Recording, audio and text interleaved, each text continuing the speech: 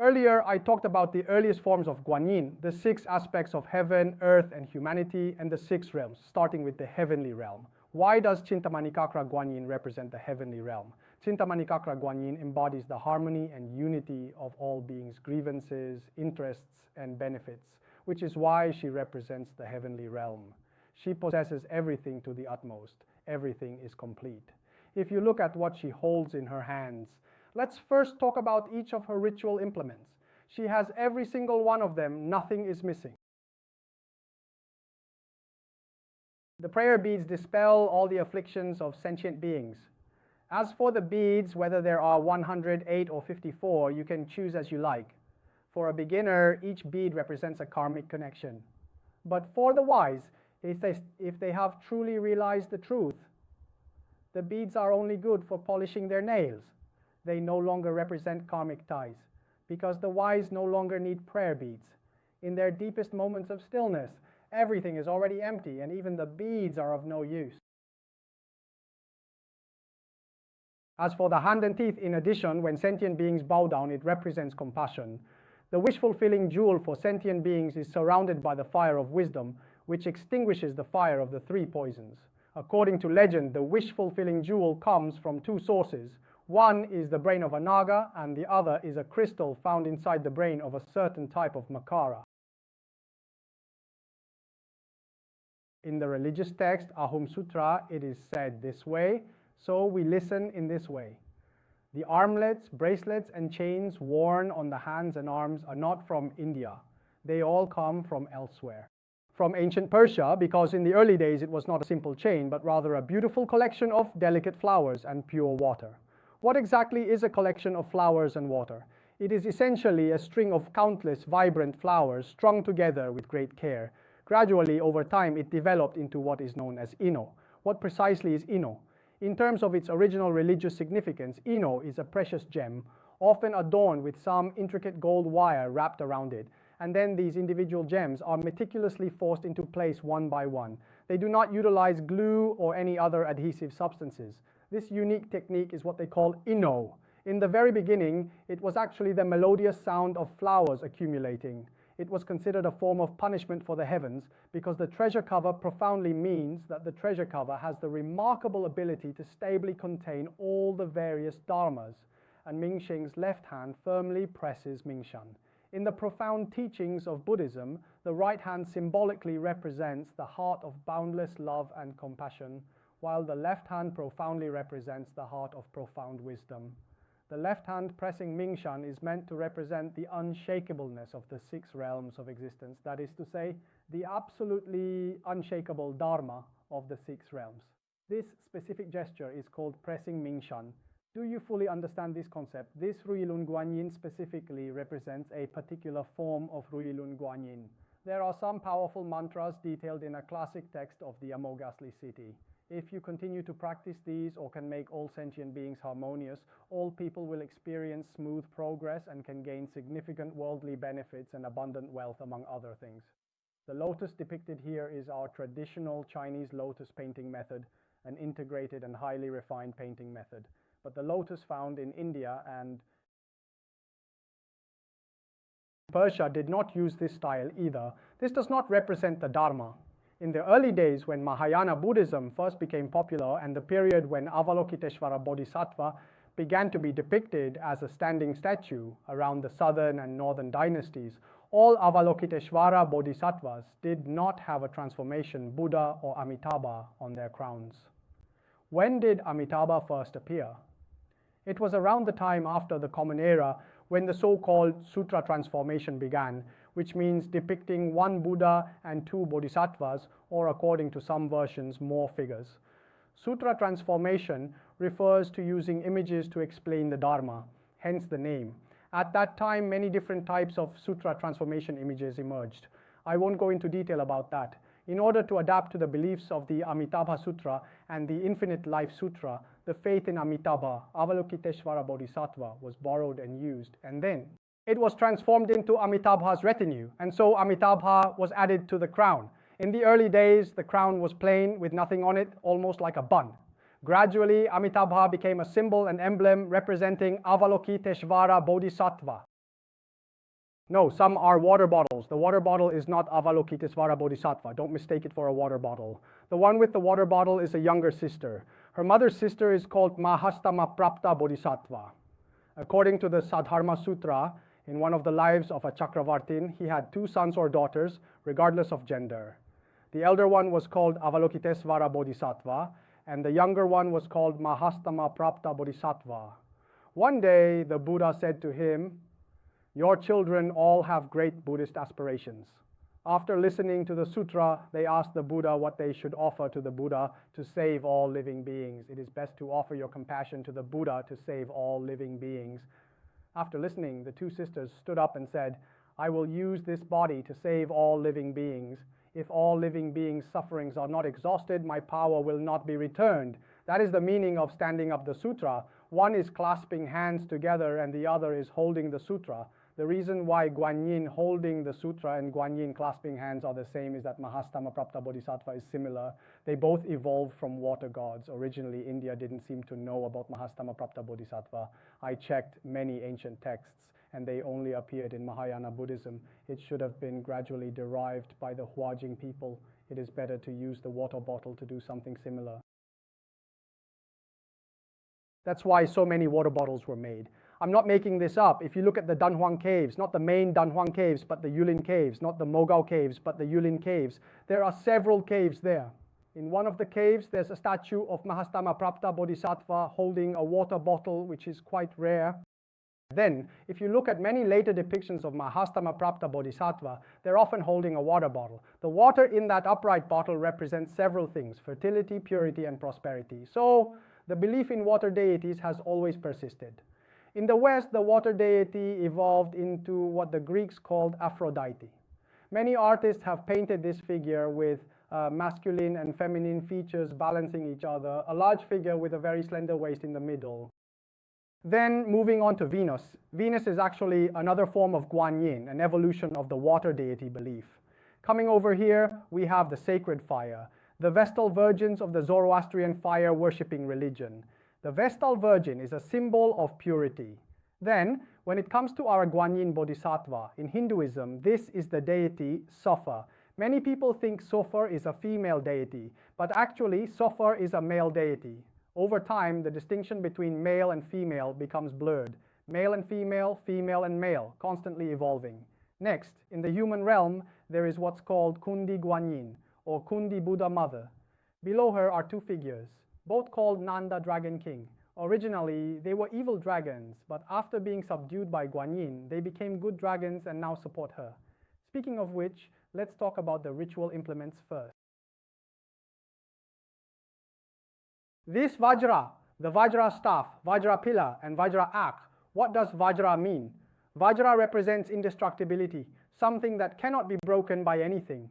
In any religion, gold is a symbol of the sacred, because gold represents non-duality, represents oneness.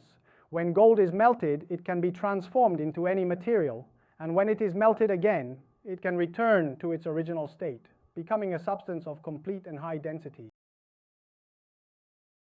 It has form, so gold represents both non-duality and duality, and also signifies the boundlessness of the Dharma.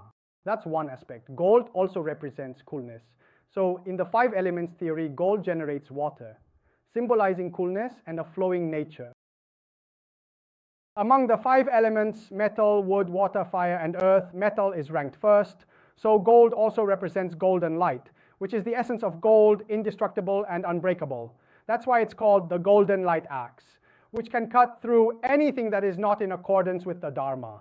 The Vajra axe and Vajra pillar can move all sentient beings in the 6 realms.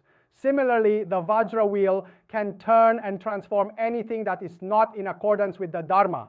As for this treasure box, what does it contain? It holds the palm leaf scriptures. In the past, scriptures were written on leaves, and after writing, they were stored in a treasure box. This treasure box contains a palm leaf scripture. This lotus vase actually represents the sealing of life and survival. The wish-fulfilling jewel grants all the wishes of sentient beings. The power of the wish-fulfilling jewel is very strong, as it is said to be a crystal from within the brain of a Makara. It fulfills all the wishes of sentient beings, such as lotus pearls, and so on.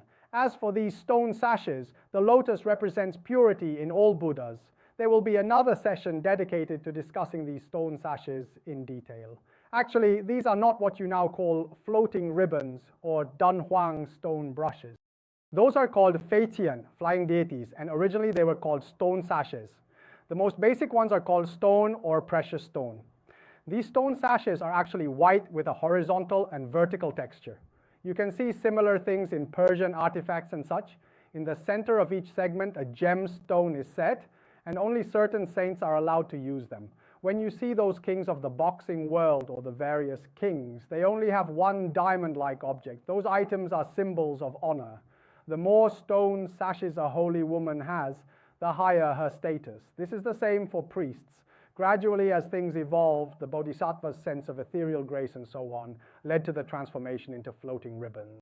Another reason for the existence of these sashes is that as the Silk Road in Danhuang began to export many Buddhist scriptures, and as many later generations painted numerous transformation tableaux, the dances depicted in these transformation scenes gradually replaced the stones. Its sense of ethereal grace actually has a source. The degree of that ethereal quality comes from somewhere. The so-called ethereal look, if you call it floating or fluttering, that's not really what it is. Those two strips are actually wings. They are the wings of early angels called... I forgot, they are Greek wings from Greek mythology, like those little angels fluttering down, like Cupid and such. Because the original angel wings didn't look very nice, over time people beautified them, turning them into two loops and then gradually into flowing forms. The big stone, and then it gradually grows a bit more. That's the origin, just so you know. These good people, if it's a bit more troublesome, then you need two to guide them. This is called the Northern Sky Retinue Guanyin. What is the Northern Sky Retinue Guanyin? It means that when esoteric Buddhism rose in Tibet with masters like Shubhakarasimha and Amoghavajra, there was a bodhisattva worshipped by Tibetans called the Tibetan Herdsman's Bodhisattva. Why is it called the Tibetan Herdsman's Bodhisattva? Because there are many nomads among Tibetans, and when there are many nomads, they raise a lot of livestock, which is their livelihood. If you lose hundreds of sheep or cattle, you go bankrupt, or a plague could ruin you. This deity is originally from primitive Hinduism, a god who maintains and controls plagues, a suffering god who was transformed. So, this deity can control many things like plagues, evil, and so on. What does this retinue represent? It encompasses the afflictions of all sentient beings. Whatever troubles sentient beings have, if they fall into delusion or attachment, they can be gathered, cleansed, or go through a cycle within the mandala and start anew. If it's about livestock, if any livestock goes missing, you can only pray to this deity. This is the not empty retinue Avalokitesvara Dharani. When you pray to it, the lost livestock will return. This is called the flowing lapis lazuli pure water. When this water is sprinkled upon the mortal world, it saves all sentient beings. Any flowing lapis lazuli pure water can nurture countless lives and bring light to the world. Therefore, Avalokitesvara's flowing lapis lazuli pure water is extremely powerful. This originates from an ancient primitive religion's Alanda goddess belief. The Alanda goddess is the ancient Persian bathing goddess. She was called the Astad goddess in the early days and later known as the Alanda goddess, and eventually developed into what I refer to as the Venus water goddess. Diamond pillar, the truly indestructible lotus. This statue can be enlarged or reduced, long or short. A short one can become like this, and a long one can become very long. There are 6 rings inside the statue. The 6 rings represent the 6 realms. The 9 rings represent the 6 realms plus the 3 realms.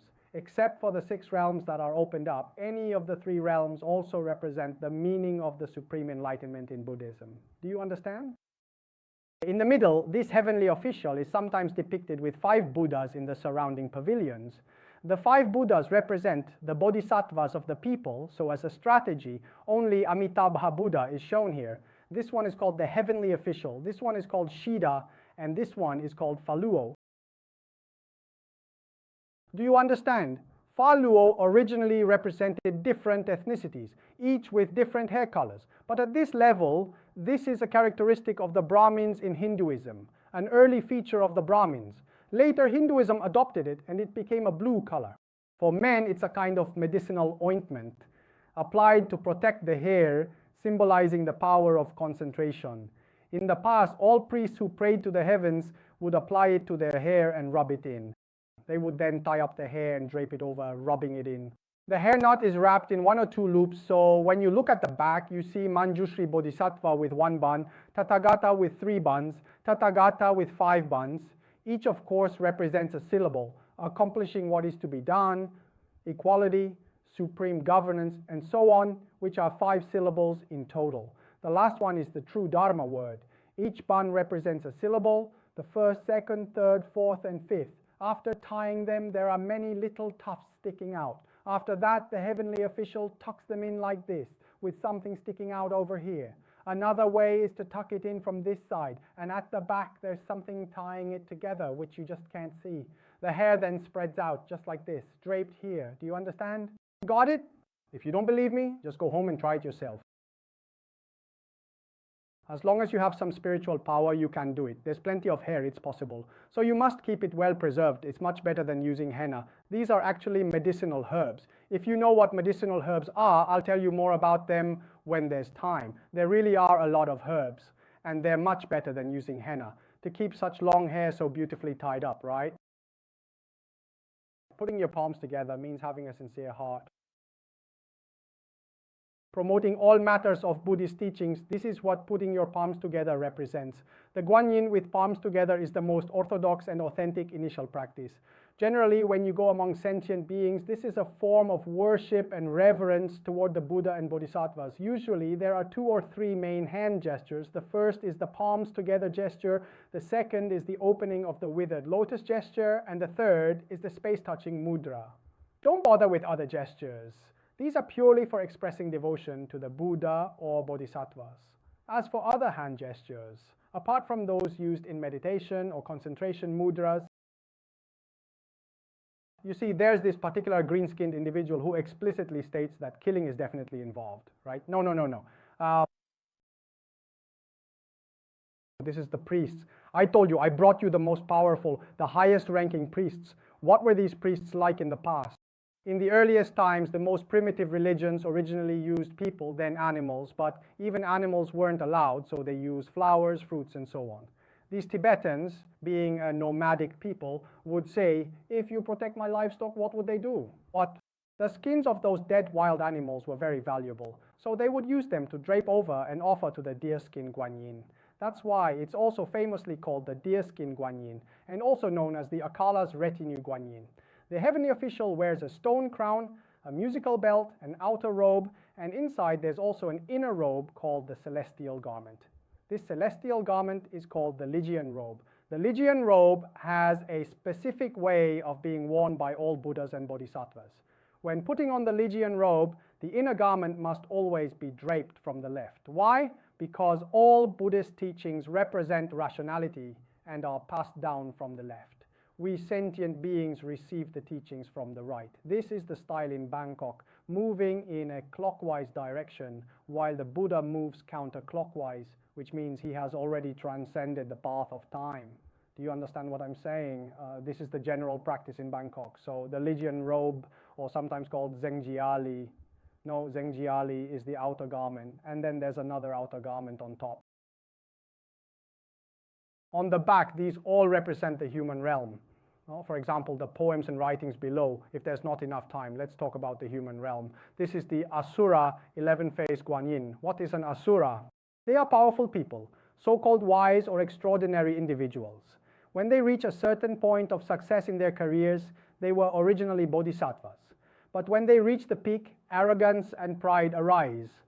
Arrogance and pride mean that they gradually lose sight of what true Dharma is. That is, their minds start to lose purity, and a sense of conceit begins to develop, and then he will then withdraw from that purity, thinking, I am everything, I represent the Dharma, I am the Dharma. This kind of arrogance and pride, and then as time goes on and he reaches the limit, there are 2 possible situations. One is that he suddenly gains a bit of insight, a kind of concentration. If he breaks through the concentration within the realm of samadhi, he can transform it into a mind of wisdom, and wisdom begins to arise and he starts to reflect. The other situation is that when he reaches the end and cannot transform, then it becomes a big problem. He will then descend into the material world, gradually falling and degenerating. Among some great businessmen or people like presidents, not necessarily all presidents, not all are asuras, there's no strict distinction. But for example, those ancient figures like Napoleon, these types they are extremely ambitious for achievements. And when they go to the extreme, they stop listening to others. Figures like Emperor Chu, Emperor Bo, and Emperor Pu were all like this. They would go all out as soon as they won. When they can no longer turn back, when the time to turn around has passed, it becomes very difficult for such people.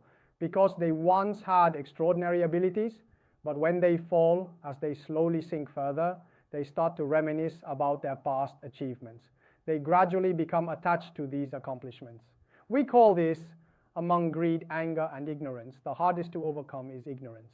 Ignorance is called delusion, because ignorance, delusion, and affliction all exist within a sentient being's life. In fact, this physical body is very precious and hard to come by. Suicide is also one of those things that is extremely rare, unless many lifetimes ago, someone accumulated certain good karma and suddenly recalls it, breaking through with a bit of light and rising up again. Otherwise, if they come back in another form, it can be disastrous. They may be reduced to ashes, gradually turning into a demonic path. Even the demonic path will eventually perish. By 1998 at the latest, it will slowly fade away and disappear completely, never to return. For Asura, you must use the 11-faced Avalokitesvara to guide them, employing various methods. What is the 11-faced Avalokitesvara? The front face represents compassion, used to guide them. If that does not work, use the fierce faces and sharp-toothed logic. If that still does not work, there are 3 faces that represent fearful retribution, like the terrifying retributions of the past. If even that does not work, then use force. The 11-faced Avalokitesvara does not just guide with compassion. The main face is compassion, but the 11-faced Avalokitesvara also has certain mantras, which I will not go into here. This is the 11-faced Avalokitesvara for Asura. There is another one. This particular horse-headed Avalokitesvara is a significant and revered figure. The animal realm, animals themselves are also living beings. There are many people who are not even as good as animals. The animal realm, guide dogs are bodhisattvas in my eyes. Guide dogs are bodhisattvas. I have seen guide dogs in the subway, and they really resemble bodhisattvas. It's as if they have a pair of eyes different from ordinary dogs. If you pay attention, you'll notice they are especially patient. They don't make a sound. Don't think that animals are not remarkable. I'm telling you, animals are truly amazing. There are many people who are not as good as animals. I'm not exaggerating. This horse-headed Avalokitesvara, based on my experience, oversees all animals in the material world. He protects the silkworms raised by people for their silk. During the Ming dynasty, he protected the livestock of the Tibetan people and all kinds of living creatures, ensuring they would not suffer from plagues or die without reason. There is another reason for his rise in prominence. It was because during the Ming dynasty, he was especially popular. He could prevent many cases of hunchback. He has 3 faces, 2 on the sides and 1 below, all showing teeth. This became popular with Siu-Yau Chung of the Ming dynasty. The main reason for this Guan Yin's popularity was to prevent hunchback. Every time an Eastern Depot eunuch came by and flashed something, you'd immediately crouch to protect yourself, which was equivalent to... It's just like how Indians hang the suffer god at their doors. When you see Indians lighting auspicious symbols, you could say it's like the third eye of Guan Yin. In fact, it's meant to cover that eye, which is called the eye of destruction, if suffer gets angry. He will stare at you and you'll be in big trouble, reduced to ashes. All the pavilions and willow trellises, that's where the suffer god's eye is hung, and you have to go through it. The eyes drawn by the priests are not just random drawings. They are created with mental power. That way they protect you. When you pass through the doorway, you just walk by and that's it. Even when the god of death comes to the door, he has to pass through and just moves on. This is called the auspicious eye. But in the exoteric school, it's not called the auspicious eye. It's called number 8, or the wisdom of awakening. It's the wisdom within a person. When it reaches a certain level, your mental awareness gets to this point. It's not yet at the desert level, just at the third eye. That is, the third eye and clairaudience. This spot represents your sense of introspection and the intertwining of time and space. This meaning is not about literally seeing. This Guan Yin is about preserving the 6 perfections of all sentient beings under one emperor, allowing them to return and elevate their status. The main point is this: the front side always represents compassion. This is called the thousand-armed, thousand-eyed Guan Yin. The thousand-armed, thousand-eyed Guan Yin usually doesn't literally have 1,000 arms. So how is it represented? Let me teach you how to distinguish it. The thousand-armed Guan Yin is always based on the 11-faced Guan Yin as the main body, plus various other deities' faces and hands, including mudras and ritual implements. If there are more than 36 arms, we call it the thousand-armed, thousand-eyed Guan Yin. Anything with more than 18 arms counts, but usually 18 or 36 arms is called thousand-armed, thousand-eyed. What about the ones at the back? Usually they just draw tiny palms or fingers, really small, and draw several hundred of them to represent 1,000. That's how the palms are usually depicted. Then the eye in the center is considered the divine eye, and the ones at the back are seen as the original, called Feng Tu. What is Feng Tu?